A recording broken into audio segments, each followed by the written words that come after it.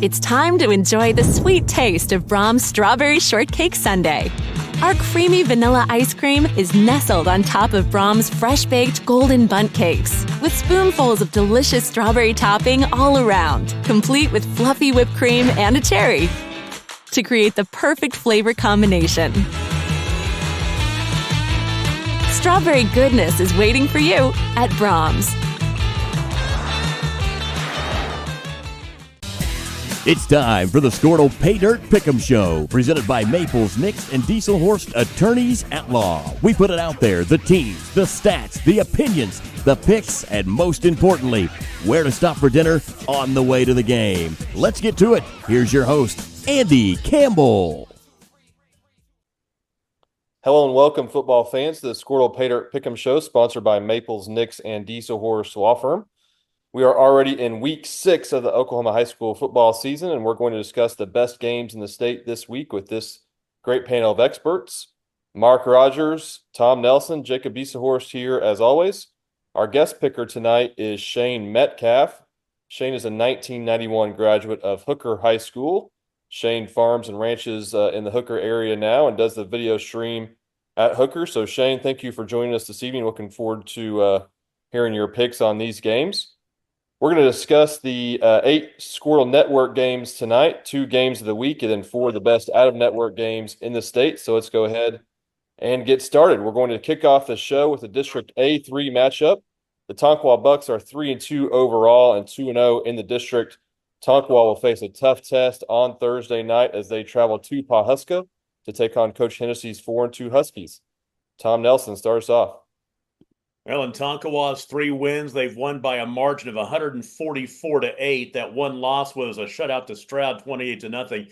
And you wonder what Pawhuska team we're going to see. It's going to be the one that blasted off to a 3-0 start, including a really impressive 22-point win over Hominy, or is it going to be the team that lost 64-16 to Pawnee last week? Well, Tonkawa needs to contain Pawhuska's quarterback. Kenyon Heineman is his name. He's passing for over 260 yards a game, had 17 touchdowns, and just 2 interceptions before last week's loss. Tonkawa leads this series 6-5, but they've not played in 5 years, so not a whole lot of current history. But I like Tonkawa's defense. It's going to be up to the challenge, and I think they will escape Pawhuska with a win. Mark Rogers, go to you. Ormond Beach Stadium. Tonkawa doesn't have to make many turns. Just get on Highway 60, and they'll end up in Pawhuska.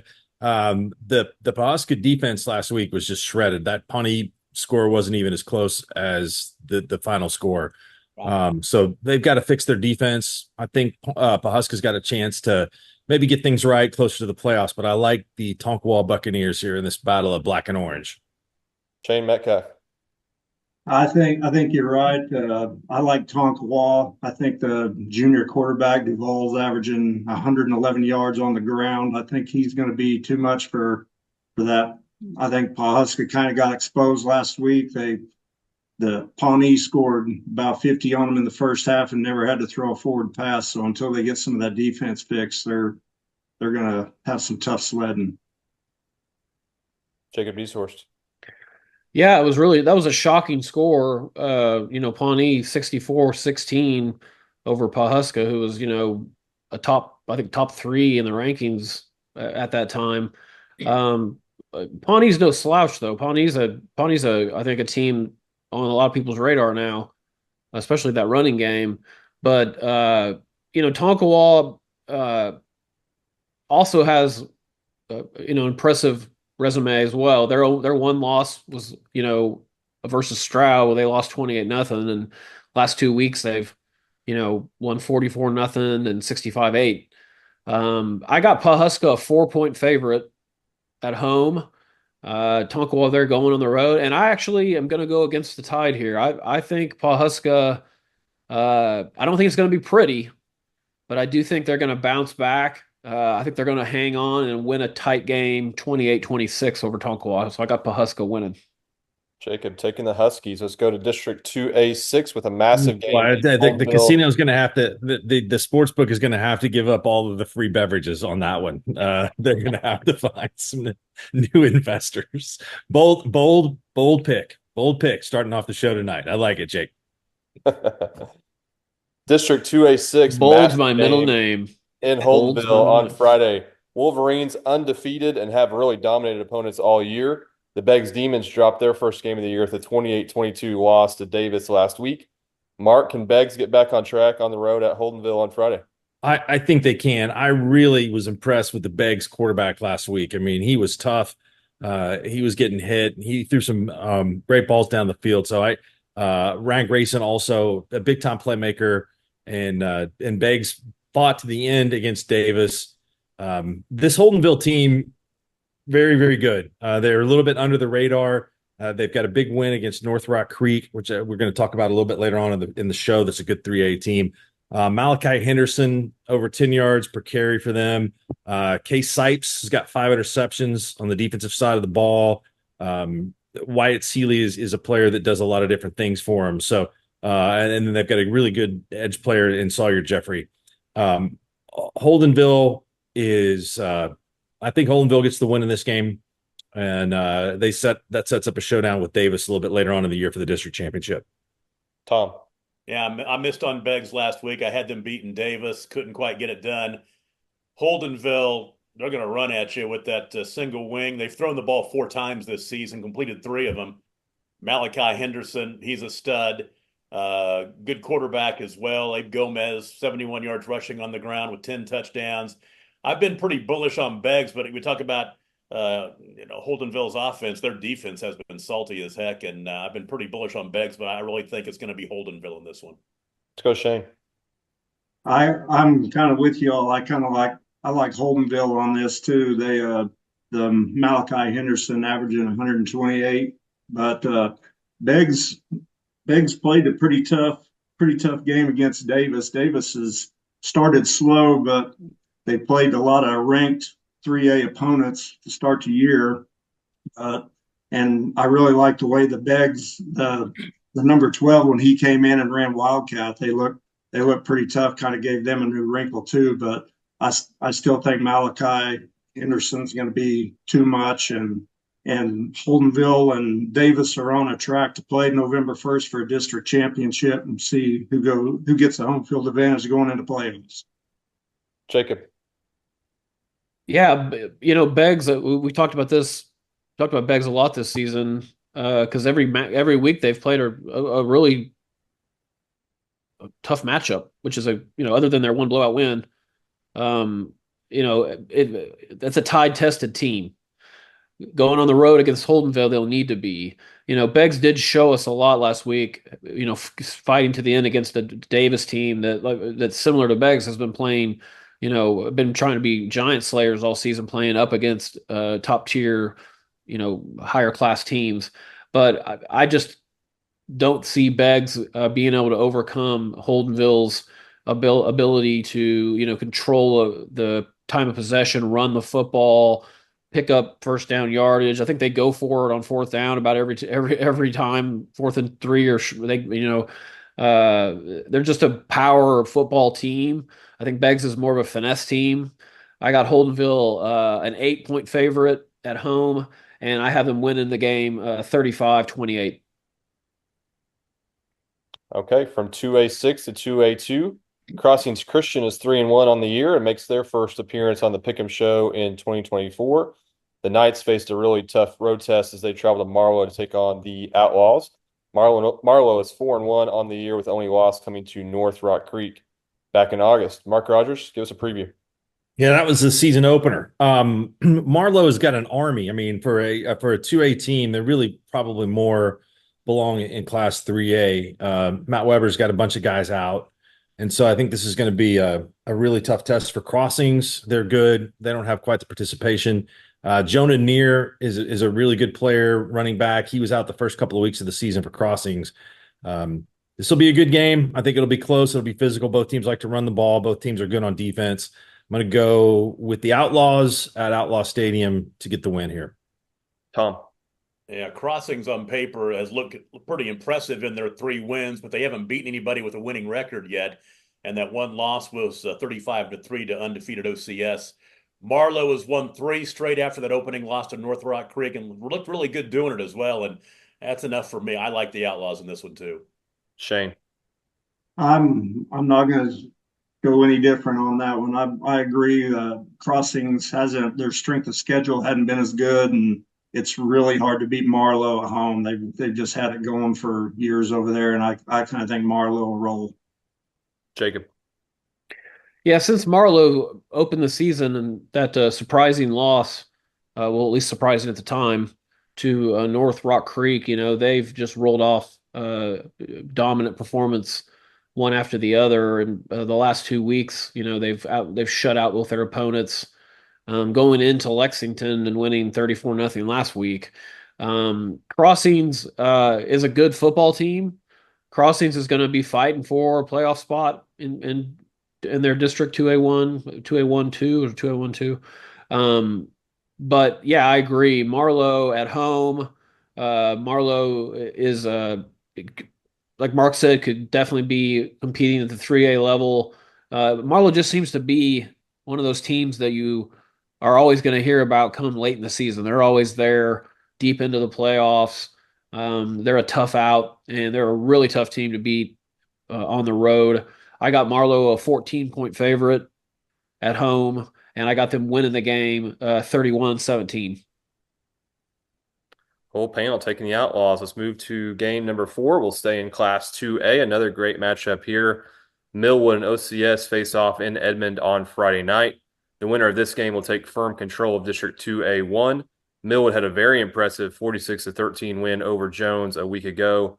OCS undefeated with a 25-22 win over the Chisholm Longhorns a week ago. Tom, you called that game. Give us your thoughts. Actually, no, that was 2 weeks ago, and the OCS didn't have to play last week because they picked up a forfeit win over Crooked Oak. So I think getting a week off is going to help them a little bit with, Millwood coming in. In that Chisholm game, Willie Fitzgerald was 23 for 41 for 318 yards passing, 3 touchdowns and no picks, and that's against a good Chisholm defense that I saw last week. And I saw Chisholm with them against Mount St. Mary, and that impressed me because Chisholm's defense is really solid. He's got 5 receivers with double-digit catches so far, so he's got some weapons around him and can spread it around a little bit. Millwood's Millwood. They hammered a really good Jones team last week, and last year this was a tight one. Millwood escaped with a 2-point win. I think this will be a close one. But I'm going to say Millwood goes on the short road trip north, and they'll get the win. So I'll pick Millwood. Mark. That was a surprising result last week against Jones for Millwood. Not that they won the game, but that they won the game by the margin that they did. I think this is a step up in class for OCS. I think Millwood wins the district championship, or basically kind of clinches the district championship. I know they'll have to play Chisholm later in the year, and I don't want to disrespect the Longhorns after their big win on Friday night. But this Millwood team is on a mission after losing the last 2 years in the finals to Washington. They've got, I think, bigger fish to fry on down the road. So I'm going to go with Millwood here. Shane. I agree. Millwood's just loaded with athletes. Their only loss came to Heritage Hall earlier in the season, and I expect Millwood to be there at the end also. So I pick Millwood. Jacob. Yeah, this is an awesome game. 2A1, both top 10 teams. OCS 5-0. The Fitzgerald kid has some of the very impressive numbers throwing the ball. He's got 12 touchdown passes, and he's got 4 different receivers who have over 200 yards receiving, and a fifth just shy of 200 yards. So he spreads it around the field. He's a talented guy. He's a talented player. I think the way OCS plays is the kind of style of play that can give Millwood problems by spreading Millwood out. But the question is, how is OCS going to match up with Millwood's speed? If you watch some of the highlights from the Jones game last week, I think going into that game, everybody thought, well, Jones can match Millwood up athlete for athlete at the skill position. Well, that were exposed. Millwood's tailbacks, were getting 10 yards before anybody touched them, and they just ran it down Jones' throat. But this is going to be a really good game. I think OCS being at home too, that is a pretty awesome atmosphere on Friday nights over there in East Edmond. OCS got a good thing going in all their sports programs, to be honest. But I do have Millwood a 5.5-point favorite going into OCS. I think it's going to be a really tight game, but I do think Millwood has too much talent too much explosiveness. OCS will keep it close. It'll be a high scoring game, but I got Millwood winning the game 34-30. All right, halfway through our Squirrel Network games, let's go to District A2. It's two 4-1 teams face off in Minco on Friday.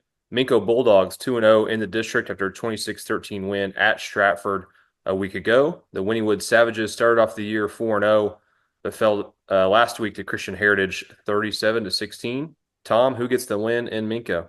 There wasn't a whole lot of buzz around this Wynnewood team before the season. The coaches in the district had them finishing near the bottom of the district, and they're off to a nice 4-1 start. As you said, 4-0 before playing Christian Heritage last week. Those 4 wins, though, are against teams with losing records, and this week they get the coaches pick to win the district in Minco. Bulldogs running back Sebastian Valdez, 121 yards rushing a game. He's a stud. Minco really hadn't been very impressive until last week when they beat a good Stratford team by a couple of touchdowns. But if Minco is clicking, they should win. I'm going to bet that they're going to be clicking, so I'll take the Bulldogs. Mark?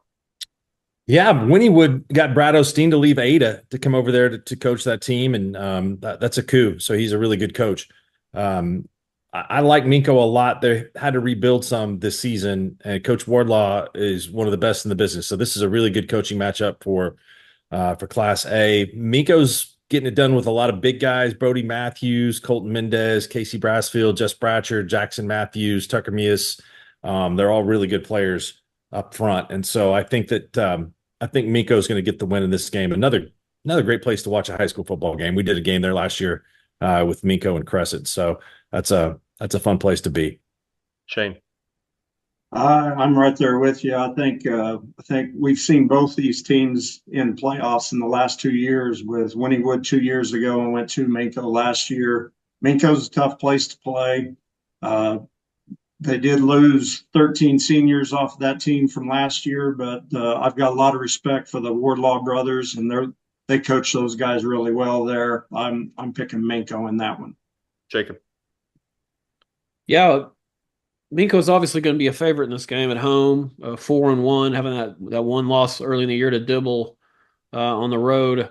I was going to comment on Sebastian Valdez too. This kid's averaging, 120 plus yards from scrimmage a game, and they give him the ball a lot. He gets the ball frequently, and so Wynnewood obviously knows what they need to do to stay in the game. Is key on and try to stop the run. Easier said than done. Both of these teams have played close games, and so I don't expect either team to really blow the other team out. Minco, I got Minco a 12.5 point favorite at home, and I have them winning the game 28-14. Minco by 2 touchdowns. All right, let's talk some 8-man football. District B7, the Waukomis Chiefs are 4-1 overall, with the only loss coming to O'Keene a couple of weeks ago. Covington Douglas is undefeated with his only close game, that 24-20 game that we talked about on this show, and then had as a Squirtle game of the week a couple of weeks ago. Tom Nelson, start us off. Yeah, Waukomis is 4-1. The one loss was by 48 points to the only team on their schedule so far that could even hang with Covington Douglas. That's O'Keene. The Chiefs are going to go to Fabian Field in Covington, take on a Wildcat squad that has held almost every team to a touchdown or less, except for that big win over number 1 Garber that we broadcast a couple of weeks ago. The final was 24-20 in that game. A local coach around here told me he thinks Ford Smith, the quarterback at Covington Douglas, is the best quarterback in 8-man football, and I'm not going to disagree with that. He was really good in that Garber game, averaging 240-yard game on the ground and throwing the football, 16 touchdowns. He's got a lot of weapons around him as well. And after this ball game, the Wildcats don't play a team with a winning record for the rest of the regular season. So I'm going to put money on them getting to 10-0 by the end of the regular season, and they're going to get to 6-0 this week by beating Waukomis. Mark? Class B Division II. I'll tell you what. Tell me who the best team is here. You got Sealing, you got Willika, you got O'Keene, you got Covdug. I think those all look pretty close to even to me. That's going to be a heck of a playoff race going down to the finish. Sealing's got a couple of really impressive wins. So does Willika. They beat up on Wilson of Henrietta last week, who is still a really good team. So Cub Doug wins this one. Waukomis is having a good year. I think they're going to continue to play well, but Covington Douglas is in that, to me, that Mount Rushmore of teams in this Class B Division II. Shane. I think you learn a little bit more about this class this week with Sealing playing the Whippets this week. So that'll kind of see how we pan out the rest of the week. But you're right, with Waukomis's only loss coming to Tanner Allen's Whippets. I think the Douglas will be too much. I think the Ford kid's the real deal at quarterback. He's a coach's kid. He's smart and well coached. He knows the game and manages the ball well. So I'm picking Covington Douglas. Jacob. Yeah, Covington Douglas at home. Waukomis is a good football team, but they're going to have to force turnovers, take Cov Doug out of their game, do something to kind of switch the mojo in this game if they're going to overcome being playing Covington Douglas at home when they're undefeated, and it seems like trying to steamroll their way into the B2 late into the playoffs. I got Cov Doug a 10.5-point favorite, and I have them winning the game 56-44. Ooh, take the over. Entire panel taking the Wildcat. So you want to create your future, discover a path worth traveling down, find a career to get excited about. For decades, Career Tech has been training talented, skilled individuals, empowering them to step into a career that fuels not only their life, but the Oklahoma workforce. These individuals are the heartbeat of this state's economy. Individuals just like you. Create your future today at Oklahoma Career Tech. Let's move on to the first of our two Squirtle games of the week. This is our Thursday Squirtle game of the week, District 2A1 matchup. Perry Maroons beating up on the Fighting Mark Rogers last week, 69-9. But face a tough test this week as they travel to Oklahoma City to take on Mount St. Mary's. The Rockets got blown out at Chisholm on the Squirtle game of the week last week, but look to rebound against Perry on Thursday. Mark? I think that's a scoregami, 69-9. I'm not sure that they've ever had Blackwell's ever had another score like that. So, I was really wrong last week with Mount St. Mary at Chisholm. Give credit to the Longhorns. That game was fairly close at halftime, but got away from the Mount in the second half.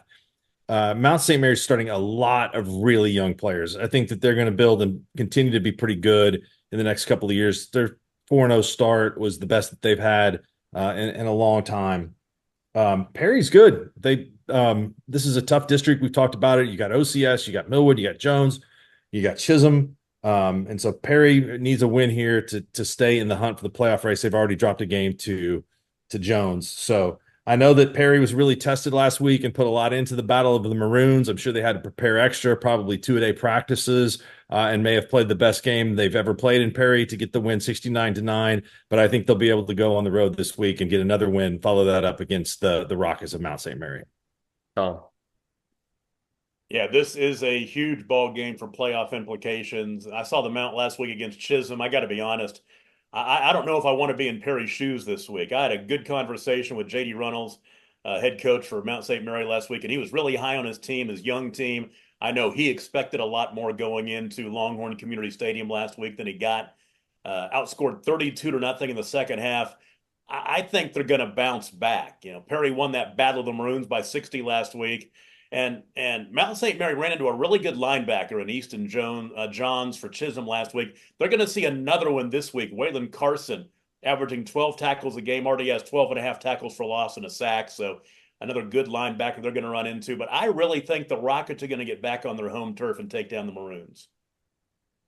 Shane? I think this is going to be a pretty good ball game. I think but I'm going to go with the Maroons. Head coach Travis Cole, former Panhandle guy from Turpin. So I'm going with the Maroons. Jacob? Yeah, that's Mount St. Mary Chisholm score was shocking. What a performance by Chisholm, and what a turnaround Chisholm's program has had in just a couple seasons. They're obviously a really good football team and going to challenge at 2A1, especially on the defensive side of the ball. If you look at their scores, Mount St. Mary, like I said, ran into kind of a buzzsaw last week in a game most of us, I think, thought was going to be a close game. And now Mount St. Mary's has to, regroup, come home, and get ready to get on the mat with Perry. Like I said, every time I think of Perry, Oklahoma, I think of wrestling.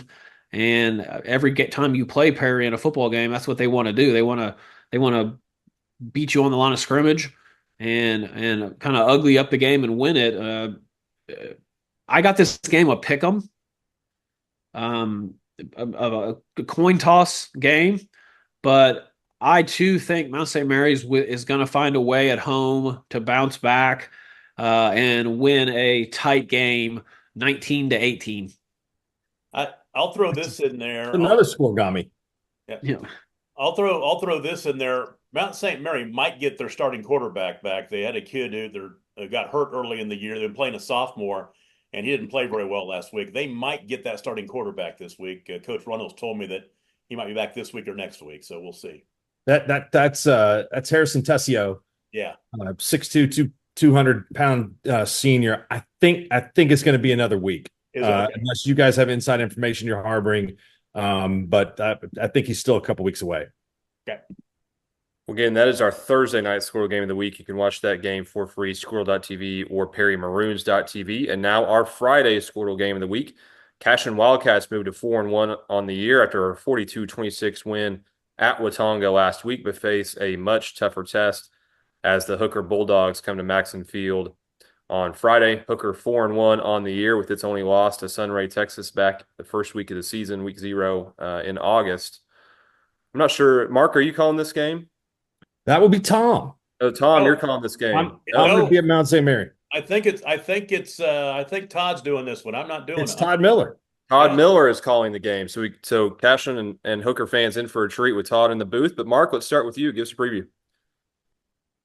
Cashion is playing well. They have bounced back after a couple of tough seasons where they were just rebuilding, going through the normal process there of having some really good classes. Max Higdon had 200 yards receiving for Cashion. Kellen Smith is playing good quarterback for them. And this is a couple of programs that are really, really good. They met in the playoffs back in 2020 and 2021 when Cashion was on that huge roll. Hooker is an elite team in Class A Division I. They've struggled against Fairview, but that's really kind of been their only obstacle the past couple of seasons. So I'm going to go with the Bulldogs in this one. Long bus ride, but I think Hooker gets the job done here against Cashion, and they're going to be Hooker's going to be a tough team to face down the road. So they've been on a really, really good run. So I've enjoyed watching them play the last couple seasons. Tom. Yeah, Cashion's playing well, but they've not faced a team quite like Hooker yet this season. Hooker 4-1, big district wins over Sayre and Hinton. Their quarterback, Cleet Martin's completing almost 70% of his passes for over 900 yards, a touchdown to interception ratio of 13-0. Also over 300 yards rushing. They got the running back, Justin Palacios, in a season and a half as a sophomore, 2,300 rushing yards and 30 touchdowns. That's not bad. Their only loss was that 2-point loss to the number 4 ranked team in 2A1 in Texas. That is undefeated Sunray. Anytime you can go over there and play a tough team in Texas like that and hang with them, that's a good loss. I think this team's on a mission after getting the silver ball last year. Cashion's getting better game by game as they try to get back to where the program was a couple of years ago when they were winning gold balls. But this is a really good Hooker team, and they've been on a bus for 4 hours. They're going to be cranky. They're going to be fired up. I'll take the Bulldogs in this one. All right, let's go to Hooker superfan Shane Metcalf. Well, yeah, how long do you want me to talk about them? Everyone talks about the road weariness of the Bulldogs. Last year they were the road warriors, and they went in playoffs. They drove 1,863 miles through playoffs last year. But this is a team of 15 seniors. They returned 10 defensive starters, 9 offensive starters. You've got weapons all over the place. You've got a team that's balanced really well with big skill and also incredible speed. They're the defending 2-time state champions in 2A. They won the state track championship the last 2 years. So you've got Keelan Robinson, that's a sophomore or junior that is he didn't have great numbers last year because he's coming off an injury, but this year he's only catching 2 or 3 balls a game, but they're always for touchdowns. And like you said, the running back Palacios last year as a freshman, he had over 1,700 yards as a freshman. You've got incredible size on here with Rhett Nunley at 6'3", 330 in the line. You got great defensive ends with Peyton Parker on one side that's 235, and then you got Nate Hidalgo on the other side that's 6'8" and a basketball standout.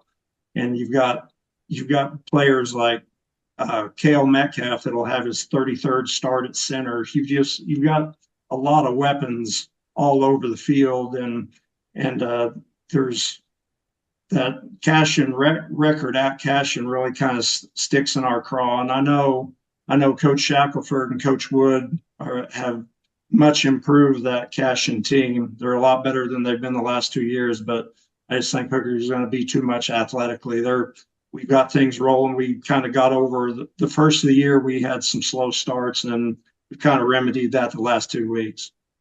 I think it's interesting that I grew up not that far north of Hooker in western Kansas growing up, and about an hour and a half north in Syracuse. And the traveling thing to me is overrated because, and I know you feel this probably the same way. You guys are used to traveling. We were used to traveling. Get on the bus, and the minimum length of a trip is a couple of hours. And it's funny because us back here on the central part of the state, we're thinking, wow, that's always traveling. But the thing is, you can take those long bus trips and bond as a team and make that a positive, and 4 hours to catch. These guys have just grown up.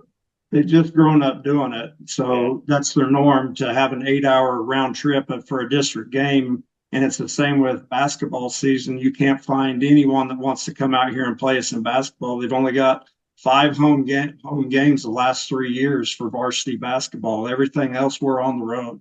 Is that why you guys, basketball-wise, come back and play in Enid a couple, 3 times? Because one, you're probably going to get stuck here in the postseason, but also just getting a chance to play good teams on kind of a neutral side? Good team at a good venue, and that travel-wise, that's easy for us. It's only 3 hours. Yeah. All right, Jacob, let's go to you. Hooker at Cashion. Yeah, this is going to be an awesome football game. I think that, Class A football used to have to go through Cashion every season, one way or the other. And I think Coach Shack has got this team building back to that brilliance. I don't think they're quite over the hump yet, but I do think they're a playoff team. They're a top 10 team now. And I think that Hooker, like we've talked about, Hooker's quarterback, Cleet Martins, from the moment that kid was born, he was born to be a football player if they named him Cleet, right? And he does it. He slings it around the field. He's got 900 yards passing, 13 touchdowns, 0 interceptions. And if you look at their receivers statistically, all these kids are averaging like 20, 18, 19, 20 yards of reception. So, when Cleet does hurl the ball down the field, he's picking up big chunks of yards. He's also run for over 300 yards. So you got Palacios, the star running back, but you got a quarterback that can do it with his feet too. So, and after watching Hooker, in the state title game last year against Fairview, and knowing how young they were or considered to be a young team, what they have coming back this year, I think Fairview and Hooker are on a collision course, probably for a rematch, depending on how the cards fall in the draw of the playoffs. But as much as I think Cashion is, this is a sweet upset pick, kind of a spot like that. I just think Hooker is too well coached. I think they're senior led. They're deep. They've got talent all over the field, both sides of the ball. I got Hooker a 10-point favorite at Cashion, and I have Hooker winning the game 41-28.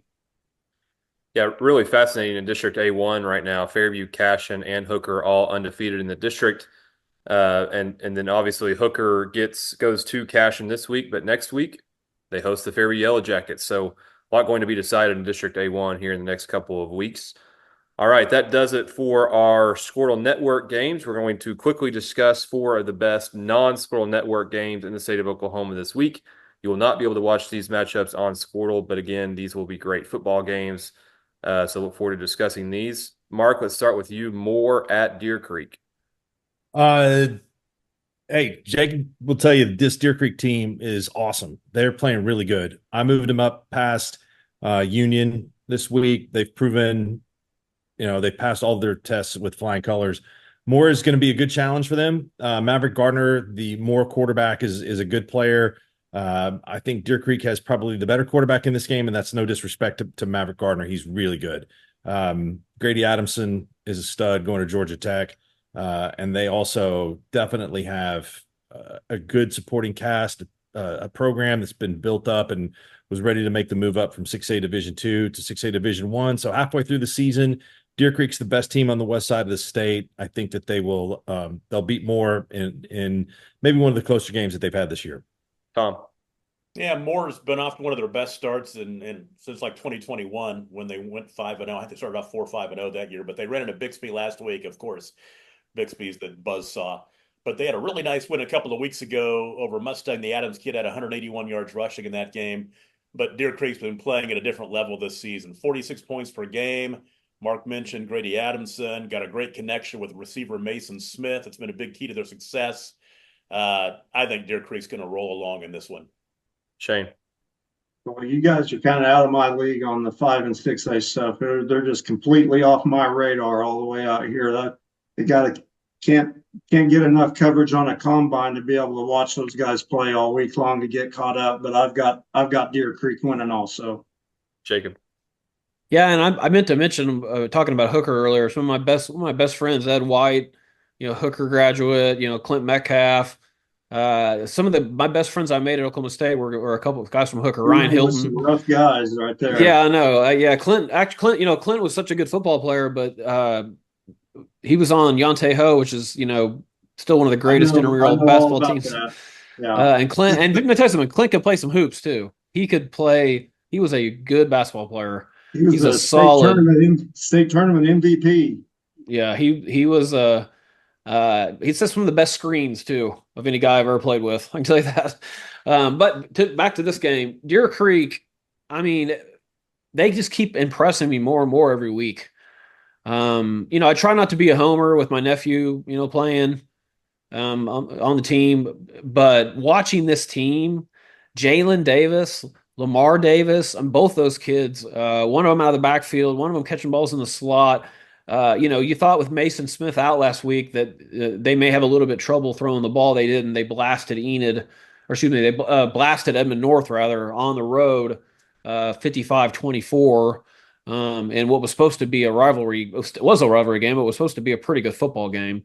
And I don't think has anything to do with Edmond North not being a pretty good team. I think it has everything to do with Deer Creek being a elite team and Grady Adamson being maybe the best quarterback in the state right now. Statistically, I don't think there's any doubt he is. But he's making all the right decisions.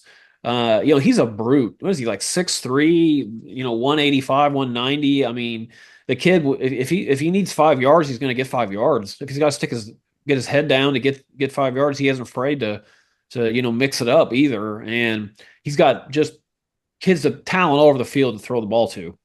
And kids run the ball to the backfield, making plays, and also a defense that, is opportunistic.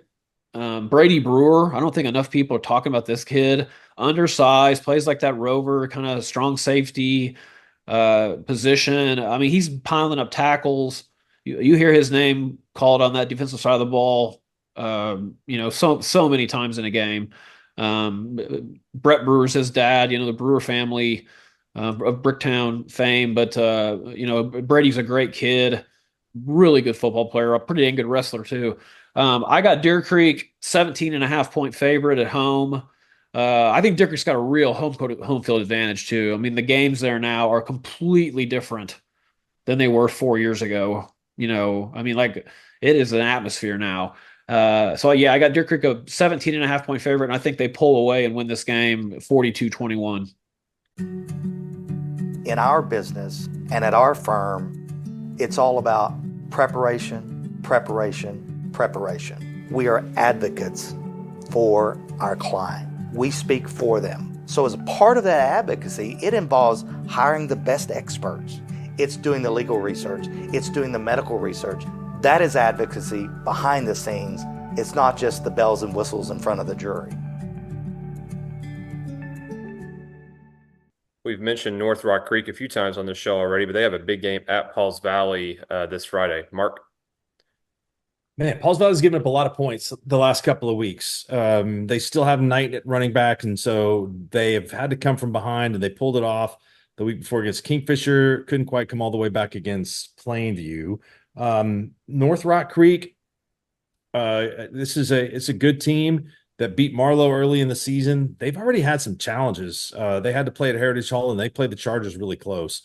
Caleb Hawkins is a stud there, but they've got a lot of other players that are playing really well for them so far this year. Memphis Burdine, Tyson Hawkins, who's Caleb's younger brother, Blaine Robinson, J.J. McLean, who played as a sophomore at Shawnee, Caden Samuels, Graham Hill. This is a really good program that is playing good football. What a tough district. You got to play good every week in this group. I'm going to go with North Rock Creek over Pauls Valley until they figure out their defensive issues. Tom? Yeah, Pauls Valley, like Mark said, they grabbed victory from the jaws of defeat a couple of weeks ago against Kingfisher. Could not do that again and lost to Plainview 35-34, giving up 30-plus points their last 2 weeks. North Rock Creek has a couple of losses, but to really good teams in Holdenville and Heritage Hall. Nice win over Marlowe back in week 1. Blowout win over Star Spencer last week gives them some confidence coming into this one. Mark mentioned Caleb Hawkins, over almost 1,000 all-purpose yards already, 11 touchdowns. I'm going to go Pauls Valley, though. I think that Pauls Valley at home will win a close one, but I think they'll get the win over North Rock Creek. Shane Metcalf? I think this will be a close one too, but I've got Pauls Valley at home. Jacob?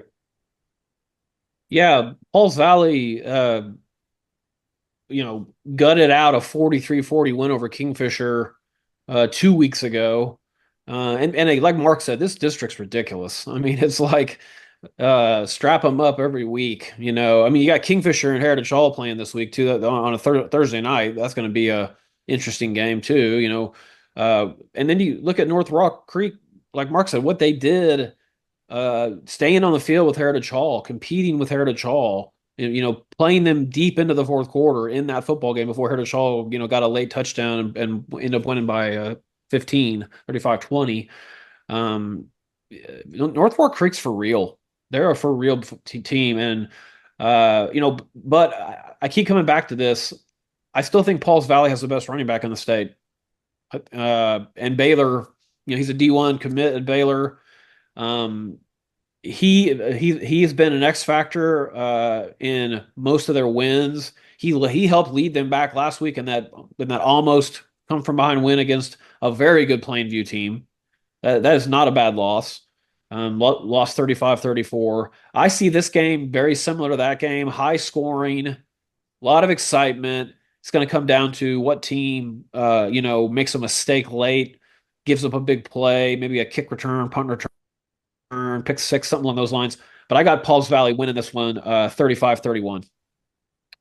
All right. We talked about last week, Bethany Blanchard game, which was a really good game to watch. Bethany hosts Tuttle this week. Mark Rogers. Oh, man. Hey, 4A at the top. You got to be kidding me. You've got Blanchard that won that game last week. That's the defending champions. But I think Tuttle, Elgin, and Wagner kind of separated themselves from the rest of the field. It's a deep class that each week when I do the rankings, there are deserving teams that are outside the top 10 that aren't in the top 10. And there are other classes where you have to really, really look hard to find teams to put into the top 10. So the team that wins this class is going to earn it. I think Tuttle has had several new players come in this year at skill positions. Their line has proven to be good enough so far.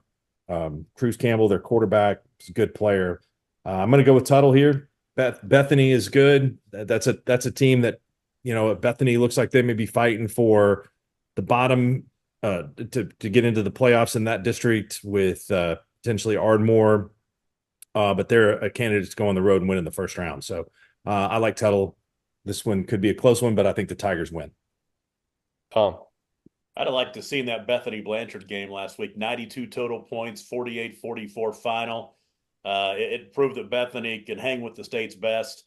Another tough test awaits this week in Tuttle. They got great players. Nothing against Bethany, but Tuttle has just been hammering teams this year. I don't think they're going to hammer Bethany. I think Bethany will hang with them like they did last week, but I think that Tuttle's going to win. Shane. I agree. I think Tuttle goes on the road and wins at Bethany this week. Jacob Desource. This is going to be an awesome football game. Tuttle, Cruz Campbell, I think is one of the more underrated quarterbacks in the state. Statistically, his numbers match up with anybody. He's got 14 touchdown passes, just one interception. Tuttle, it seems like they're picking up steam, as the season goes on. 5-0, very good wins over Guthrie, Newcastle, Noble, and then blowouts over Ardmore and Medill. Bethany is a top-notch football team as well. They showed it last week going on the road to Blanchard and fighting that game tooth and nail, losing a nail biter 44-48. Man, this is going to be a fun. This is definitely going to be one of the better games of the week on paper. I got Tuttle a 6-point favorite at Bethany, and I think Cruz Campbell's just going to be just enough, too much to put them over the top, and I think Tuttle's going to go into Bethany and find a way to win 34-30. All right, guys, my 2-year-old's joining me here. She should be asleep, but she's joining me here in the picture. But let's go to our last pick'em game, the Alva Goldbugs on the road at Stroud. These are two championship contenders in their class, both really, really good. Stroud has a bunch of experience and is a team that's a force to be reckoned with. Alva also is good. I'm going to go with Stroud in this one. I think that, they've kind of built up for this the last couple of years. So I know that Tyler Stafford, center on that team, is really good. Dylan Baker, who's quarterback, is a good player. Coach Presley's son is very good on that squad. So this is a team that's going to be tough to beat. Alva will be good down the road, but I think Stroud wins this one. Tom. Now, Stroud's offense has not missed a beat this year so far. Last couple of weeks, 55 points and 65 points in their last two games. Alva's only loss was week 1 to Fairview, but they really have not been putting up as many style points this year as Stroud has. They beat Hennessy by 28-14 last week, scraped by Perry and Woodward by a total of 3 points. This is the first time these two schools ever played each other on the football field. I think Stroud's at home, and they've got the better body of work. So I'm going to go with the Tigers in this one. Shane. I'm with you there. I think Stroud's got too many athletes. Alva kind of is concerning where they did compete with Fairview for a half, but barely scraping by Woodward, and Woodward's is struggling a lot this season. So I definitely like Stroud at home in that one. Jacob. Yeah, Stroud's got a very impressive 28-0 win over Tonkawa, a very impressive win over Chandler week 1, 21-14, and beat Pawnee comfortably, and then like back-to-back blowouts against Kellyville and Meeker the last 2 weeks. Alva's ranked number 3 in the Daily Oklahoman rankings in Class 2A2. Stroud ranked number 5, but in my rankings, I have Stroud number 1 and Alva number 7. So, interestingly enough, I got Stroud a 13.5-point favorite. It's tipping toward 14, looking more and more like 14 every day. And I think Stroud wins this game 35-20. Sorry to go Bugs. All right, guys, we have finished all 12 games. We're picking the seeding. Any final thoughts before we get out of here? Did Alba get that bus rewrapped? Does anybody have confirmation on that? I hope so. We'll do some investigative journalism. Yeah. Okay, all right, that's good. Yeah. It's a long drive. I didn't realize that Hooker and Fairview played next week. That's going to be really a See, that's lot of what fun. I'm saying. If you guys want to make a road trip, Squirtle game of the week's never been at Hooker. You guys can try on your road legs and come on out here. We'll take good care of you. Shane, what would you recommend for dinner on the drive from Oklahoma City to Hooker? The Lottaburger. If there's no Whataburger anywhere close. I thought it was the Lottaburger. What is the Super Burger? No, Used to Super be- Burger. used to Al's be Al's Super Super Burger, Burger, okay. but it's now a Chinese massage parlor, so I man, wouldn't that's recommend it. Oh, I got it. I didn't even think about this. Yeah, my Al's Super Burger. I played American Legion baseball back in the 80s in Johnson, Kansas, and we'd play the old Hooker Horny Toads down there, and they would give, and this is great marketing by Al's Super Burger. They would give a player of the game to each team, the visitors and the home team, knowing that the visiting team was going to stop in there and eat after the ball game. Great marketing for Al's Super Burger. Of course, he's not in business anymore, so I guess it didn't work that well, but. Teams, whenever they come out here, I think Hinton thought they drove to the end of the earth last week, and they were only to Woodward whenever they got off the bus and found out they had to get back on it for 2 more hours. But you better make plans to pack a lunch for your kids, because there's nothing going to be open when you go back through Woodward after you played a full football game here. So it's rough. It's rough for those road teams coming out here, especially late in the year with the weather. Yeah, I've been to Beaver, I've been to Turpin, I've done a few games. I've made that road trip a few times out that way, but yeah. But I'm a Western Kansas kid, so I'm used to it. That's like going home, going out there. Yeah, we love it out here. We think it's the best kept secret in the state of Oklahoma. Mark, Well- private Squirtle plane to Hooker next week for the game?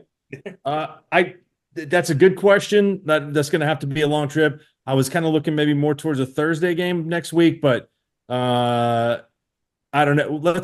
Can we get the Maples Nixon Diesel Horse chopper to fly us out there, or maybe a plane? I hear they have nice stewardesses and a nice catered meal on that, so we won't have to worry about finding a Super Burger. Yep. Well, if Hooker takes care of business this week, if Fairview does, then Fairview's winning streak, could be on the line next week out in the Panhandle. So that'll be I don't want to look ahead, but that'll be a lot of fun. We know they're the real deal, and our paths cross. It's really gotten to be a rivalry game. We had to go through and play them in playoff basketball on their home floor last year, and their sprint relay got our sprint relay in the state track last year. So we've gone back and forth at it. We know those kids. There's a lot of mutual respect between those kids. Jax he's a real deal. He makes them go, and you've got to move him around the pocket and not let him sit back there and pick you apart all night. So Bulldogs we got to get through this week. They're not looking ahead this week against Cashion, because that's how you make big mistakes. It's 1 week at a time. But that Fairview game, as soon as that schedule came out, all those Hooker kids, that's always got a circle around it for the past several years. Those have been great matchups, and Hooker's been on the wrong end of that for a couple of years. Yeah, and that's why I said it was an upset special, just because of that fact that you have the big game ahead of it on the road at Cashion. Cashion's obviously, on the come up again, but I still think Hooker's got too much talent. But Mark, what were you going to say?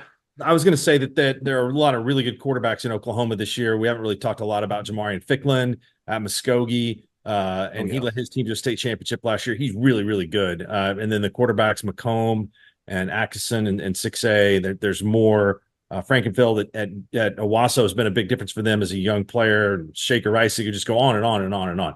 Jax Bernard is Baker Mayfield to me. I mean, this dude is small, but he's got a big time arm. He can make all the throws all over the field. He's incredibly confident. He knows the game.